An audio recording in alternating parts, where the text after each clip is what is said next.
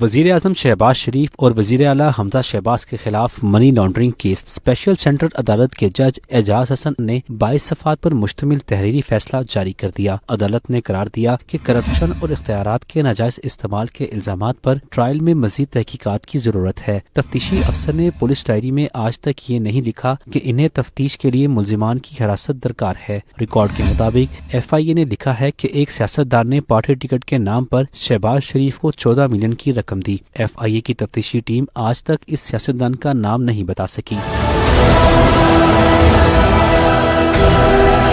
عدالت نے تحریری فیصلے میں قرار دیا کہ FIA کے مقدمے میں بھی سیاستدان کا ذکر نہیں ہے۔ سیاستدان کی جانب سے 14 ملین روپے دینے کا بھی کوئی ثبوت فراہم نہیں کیا گیا۔ پراسیکیوشن ایک ایسا شواہد پیش نہیں کر سکی جس سے ثابت ہو کہ شہباز شریف رمضان شوگر ملز کے شیئر ہولڈر یا ڈائریکٹر رہے ہوں۔ حمزہ شہباز رمضان شوگر ملز کے CEO رہ چکے ہیں۔ عدالت نے لکھا کہ FIA کوئی ثبوت پیش نہیں کر سکی جس سے ثابت ہو کہ تمام مشتبہ اکاؤنٹس حمزہ شہباز کی ہدایت پر کھولے گئے۔